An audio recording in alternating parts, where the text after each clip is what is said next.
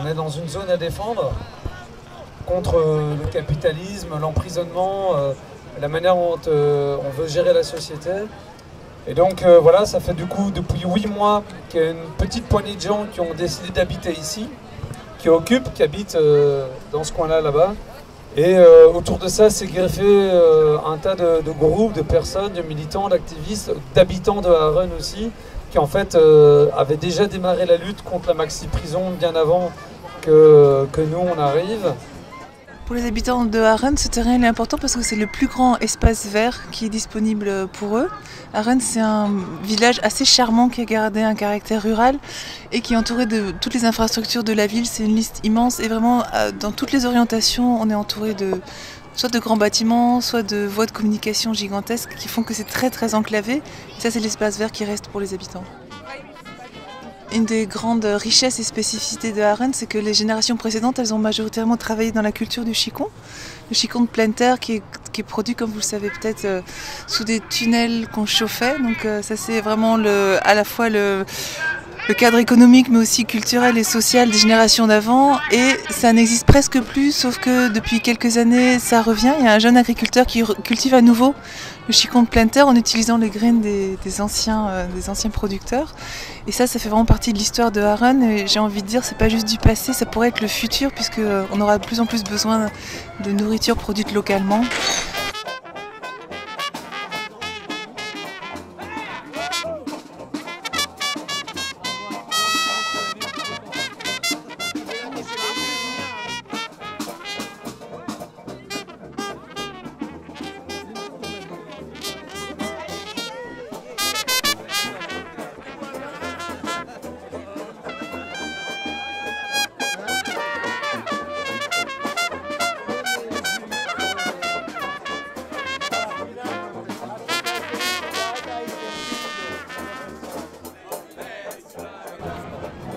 We staan in Haren op een terrein tussen een spoorweg in de verte waar de zon net is ondergegaan. Aan de andere kant is nog een spoorweg en ik denk de autostrade. Aan de derde kant ligt het vliegveld. Dat klopt. Hier vliegen regelmatig grote jets over. Helemaal in de verte, maar dat kunnen we nu niet goed zien, is een bizarre kerk. Dat was de kerk van Diegem, maar als je er naar kijkt, naar die kerktoren, dan lijkt het alsof dat je een tempel in Bali ziet. Ja, en hij verdwijnt ook een beetje achter de horizon, want het is heuvelachtig. En aan de andere kant ligt Haren, en daarover gaat het eigenlijk. Ja. In Haren is een project. Het is festival vanavond. We horen de band in de verte, New Orleans. Het is wel feest vanavond, maar daarom zijn we eigenlijk niet echt hier. Nee, wij zijn hier, en ik heb er straks een nieuw woord geleerd, wij zijn hier voor la lutte, de strijd. Dus de mensen die hier vanavond zijn, die zijn hier niet alleen voor het plezier, maar die hebben ook een doel. En dat doel is te zorgen dat hier geen gevangenis gebouwd wordt. Ja. Het is ook geen gewone gevangenis. Men plant hier zowat de grootste gevangenis van België, een mega-gevangenis. Ze dient om de oude gevangenissen van Sint-Gilles en Vorst te vervangen. En ze wordt gebouwd met het oog op nog veel meer gevangenen in de toekomst. Ja. En een van de heel grellige dingen aan die gevangenissen is dat de cellen enorm klein zouden zijn. Wat dat bijna of helemaal zou neerkomen op een dagelijkse marteling voor de gevangenen.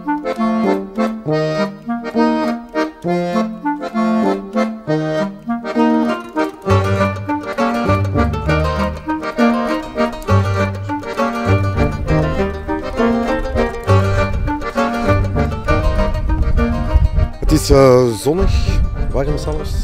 We staan nog altijd in Haren bij CEP. Bonjour, hier c'était une journée festive, plutôt festival. Il y avait une belle atmosphère. Mais au fond, la question ici à Haren, c'est un truc sérieux en fait. Ouais, donc sur le caractère politique de pourquoi est-ce qu'on est là. On est là, il y a des gens qui habitent, il y a des gens qui aident ceux qui habitent, j'en fais partie. Et l'idée, c'est oui, c'est tout à fait sérieux. Et la fête fait partie d'une lutte politique aussi. C'est un moment de convivialité, de se rassembler, de partager des joies aussi. Et la joie fait partie de la lutte. Et donc ici, clairement, à Arun, cette occupation, elle se veut festive et militante et politique, parce que si on occupe cet endroit en particulier, c'est pas uniquement pour planter des tentes et faire la fête, pas du tout. C'est pour s'opposer au projet de méga prison et au monde qui va avec l'idée qu'on se fait de la manière dont on règle les problèmes de la société. Et les gens ici qui viennent, qui sympathisent, qui occupent, qui passent, sont des personnes qui veulent transformer la société en se questionnant sur la manière dont on gère les merdes du capitalisme et dont on essaye de faire autrement pour apprendre à vivre ensemble, pour une société plus écologique, plus solidaire, mais qui ne ferme pas les yeux en réglant les problèmes de société en mettant les gens entre quatre murs. Voilà. Et c'est pour ça qu'on est là aussi, et pour protéger aussi les espaces naturels, tels que ces 8 hectares de terre ici qui pourraient être cultivés pour une agriculture plus durable, plus proche de l'environnement et des hommes, et pas l'agro-industrie.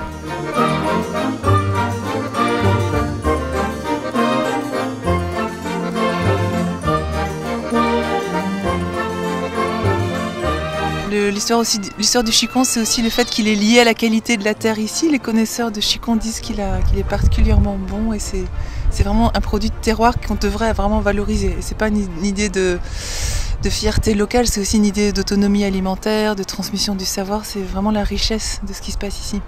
Donc ils ont quand même à Arun un paysan qui a repris la culture du chicon pleine terre, qui s'appelle Eric. Et qui en fait, effectivement, ça confirme la qualité de leur chicon, parce qu'il s'est fait démarcher par le plus grand magasin de luxe à Bruxelles qui s'appelle Rob, et qui lui rachète une partie de sa production. Voilà. Mais à la base, le problème n'est pas le chicon, c'est les prisons en fait. C'est quoi le projet ici? Donc le projet en fait, c'est de construire la plus grande prison du pays, qui devrait compter 1190 détenus.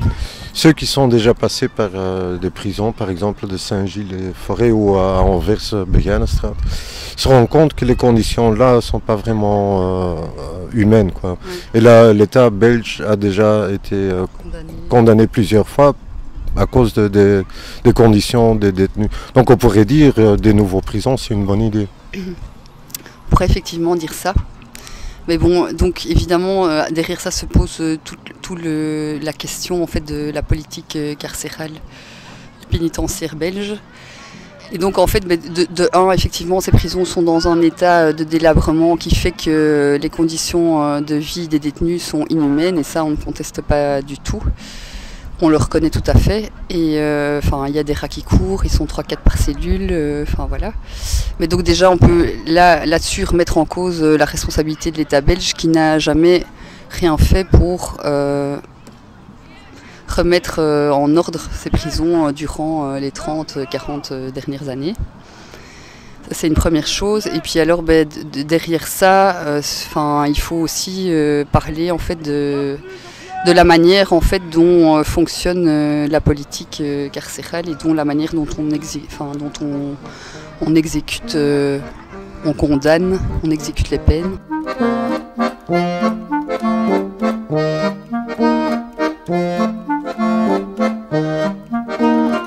Mensen wonen hier sinds voor de winter. Ze hebben hier met een klein groepje hebben ze de winter doorgebracht. Misschien moeten we eens beschrijven wat we gezien hebben van bouwsels.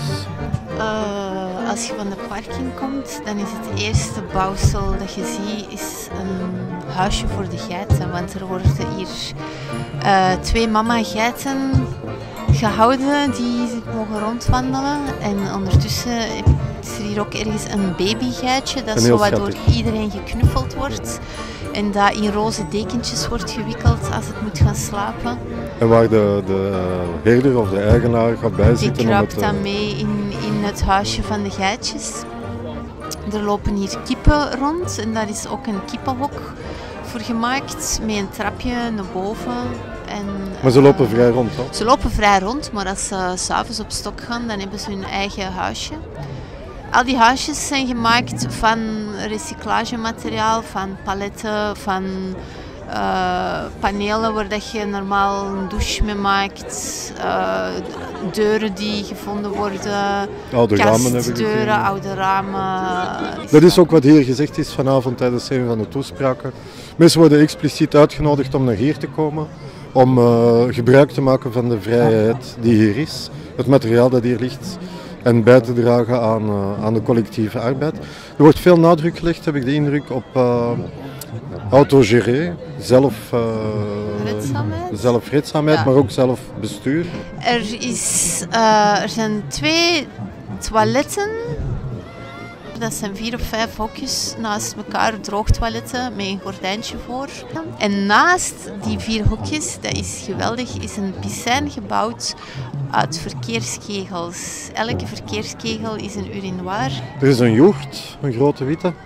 Ik denk dat dat een opslagplaats is, want er staat privé op. Ja. Dus ik denk dat ze daar spullen die niet nat mogen worden steken. Dan hebben we 2 kabannetjes, zou ik zeggen, hè? Ook Ja. met recyclagemateriaal, recup. En ik denk dat de ene kaban de keuken en Ja. de voorraadkamer misschien is. En de andere kaban doet mij denken aan een living-achtig ding. Er is een haardvuur in het midden en daar rond zijn allerlei zetels en stoelen, vooral zetels gezet. En iedereen zit daar heel knus en lekker warm in een cirkel rond dat vuur muziek te maken. Hippies eigenlijk, maar dat moet kunnen. Dat hè? moet kunnen. En dan daar links van de tenten hebben we moestuinen. Ja. Zo is het hier ook begonnen. Hè. Daarom krijgt het ook de naam de Patatist, omdat ze vorig jaar het domein eigenlijk letterlijk veroverd hebben en begonnen zijn met een moestuin aan te leggen en pataten, aardappelen te planten.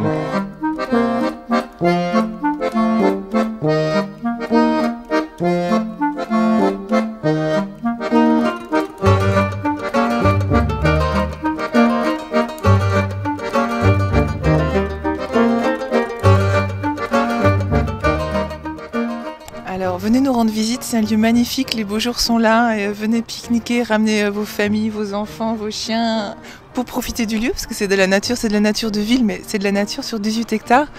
Et alors ce qui est intéressant ici, c'est que c'est vraiment un lieu où on peut expérimenter plein de choses. Il y a des personnes qui ont construit des cabanes, une scène, qui ont commencé un potager, il y a un verger qui a été planté, les animaux sont arrivés, des poules, un petit bouc, des chèvres, on a entendu parler d'ânes. Donc c'est vraiment un lieu où on peut essayer des choses autant dans le domaine de l'agriculture que je dirais la culture. Il y a des projections, il y a eu des concerts hier soir, il y en aura d'autres, c'est certain. Hier on a annoncé que Kelbeek plage était ouvert. Donc je ne sais pas encore comment, mais il va absolument falloir qu'on fasse venir une benne de salle pour mettre les parasols. L'idée c'est que c'est un lieu qu'on a envie de faire, qui vit déjà, mais qu'on a envie de faire vivre plus, et puis venez expérimenter. Donc tout est là, il suffit de le faire. C'est aussi l'occasion de partager des savoirs. Ça bouillonne et en fait on a envie d'inviter les gens à venir profiter du lieu, partager leur savoir, ouais, les films. Ça c'est une chose pour faire vivre le lieu. En parallèle à ça, du point de vue du comité des habitants, on a écrit une lettre type qui résume les arguments contre cette prison. On peut la télécharger en français et en néerlandais sur le site 1130aren.be. 1130aren.be. On vous invite chaleureusement à l'envoyer à la commune pour pouvoir, avant le 2 mai, c'est la date limite pour s'inscrire et assister à la commission de concertation. Ce jour-là, ce sera vraiment l'occasion de faire entendre largement une mobilisation populaire, puisque les politiques n'ont pas le courage de prendre position contre ce projet. Ils sont attachés au contrat avec le privé. C'est vraiment le nombre qui va être important maintenant. Donc rejoignez-nous. La date pour envoyer ce courrier, c'est le 2 mai et le site c'est 1130aren.be. Thank you.